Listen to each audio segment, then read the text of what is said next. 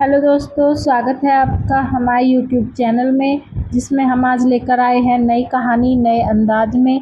हमारी आज की कहानी का नाम है खेत बेचवा, जो किसान पत्रिका के अनियतकालीन बुलेटिन में हाल ही में प्रकाशित हुई है, जिसको शब्दों में पिरोया है प्रदीप तिवारी ने। तो आइए शुरू करते हैं खेत बेचवा कहानी को। बड़ा नाम था पंडित रामदीन मिश्रा का अपने गांव में। वे 2.5 बीघे के काश्तकार थे। समय के साथ पंडित जी अपने उम्र के चौथेपन में थे। उन्होंने अपनी जिंदगी खेती बाड़ी और कथा वार्ता करके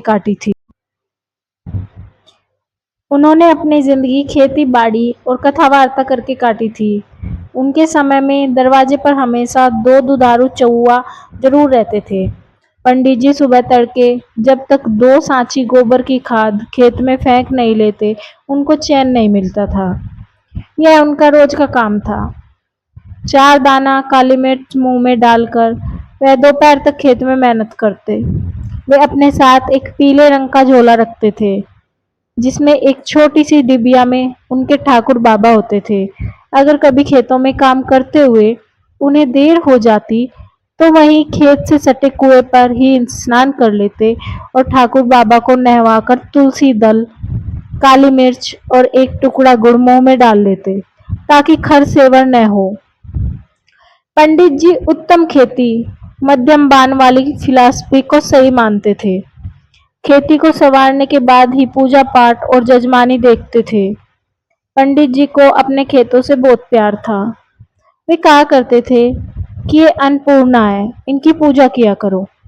अगर कभी गलती से वे सुन लेते कि किसी ने अपना खेत बेच दिया, तो पंडित जी उसे खूब सुनाते थे, कोसते थे, कहते थे कि खेत बेच दिला से बड़ा पाप कौनो हाव का दुनिया में। पंडित जी को एक ही बेटा था। उनकी बड़ी तमन्ना थी कि अन्य पटीदारों के बेटों की तरह उनका बेटा भी सरकारी नौकर हो जाए। लेकिन उनके पुत्र नित्यानंद की हालत ठीक वैसे ही थी, जैसे किसी विशाल पेड़ की छांव के नीचे पड़ जाने से दूसरे पौधों का विकास रुक जाता है। पंडित नित्या पढ़े तो बहुत, लेकिन कुछ बन नहीं पाए। खेती में मन तो लगा नहीं। बीए पढ़कर गोबर फेंकने में उनकी बड़ी शर्म आती थी। समय के साथ नित्यानंद की शादी हो गई और फिर बच्चे होने का सिलसिला चल पड़ा। पहले तो नित्यानंद ने एक प्राइवेट स्कूल में 150 रुपये प्रति माह पर पढ़ाना शुरू किया, लेकिन इतने में घर का खर्च चलाना मुश्किल हो गया। थक हार कर नित्यानंद ने 35 साल की उम्र में परदेश की राह धरी। उत्तर प्रदेश के दक्षिणांचल में कई कंपनियां थी।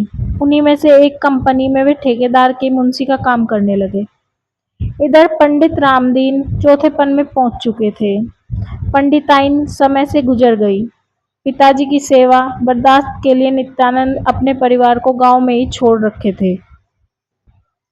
समय के साथ खेती के तरीके बदल गए। बैलों की जगह ट्रैक्टर ने, तो गोबर की खाद की जगह रासायनिक उर्वरकों ने ले ली। जब तक खुद में जांगर था, तो खेती से इतना हो जाता था कि साल भर का अनाज पंडित रामदीन घर में रख लेते थे। अब उपज ज्यादा होती तो है, लेकिन खेती की बड़ी लागत से पड़ता ही नहीं पड़ता था। खेती घाटे का सौदा हो चुकी थी। गांव में सस्ते में मिलने वाले मजदूर शहर की राह पकड़ लिए। रह गई गांव में इन मजदूरों की औरतें, तो वही खेतीहर मजदूर के रूप में खेतों में काम करती थी। पंडित जी से खेती सपर नहीं रही थी। उन्होंने खेती को अधिया पर देने का निश्चय किया। उधर पंडित नित्यानंद ठेकेदार के यहाँ मुंशीगिरी करके इतना तो कमाई ले रहे थे कि परिवार का खर्चा निकल जाए। लेकिन यह कमाई बस इतना ही हो रही थी कि पेट भर जा रहा था। नित्यानंद जिस कंपनी में काम करते थे, वह एक केमिकल फैक्ट्री थी। नित्यानंद बनाने खाने में आलसी थे। फिर उनका काम ही ऐसा था कि जब तक काम खत्म न हो जाए, वो वर्करों को छोड़कर साइट से हट नहीं सकते थे।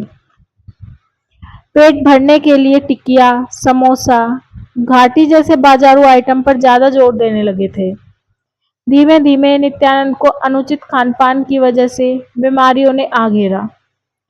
पहले तो एहसास नहीं हुआ, लेकिन अक्सर जब पेट में गैस रहने लगी तो दिक्कत समझ में आई। स्थानीय डॉक्टरों को दिखाकर नित्यानंद ने अपना काम चला लिया। एक दिन अचानक नित्यानंद को तेज चक्कर आया और गिर पड़े। आंखें पीली पड़ गई थी। कंपनी के साथी उन्हें आनन फानन में डॉक्टर के पास ले गए। डॉक्टर ने दवा दी, आराम नहीं हुआ। उसी रात नित्यानंद खून की उल्टी करने लगे।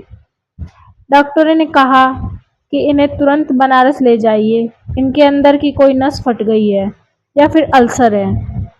मजदूर और ठेकेदार सब मिलकर नित्यानंद को लेकर बनारस आए।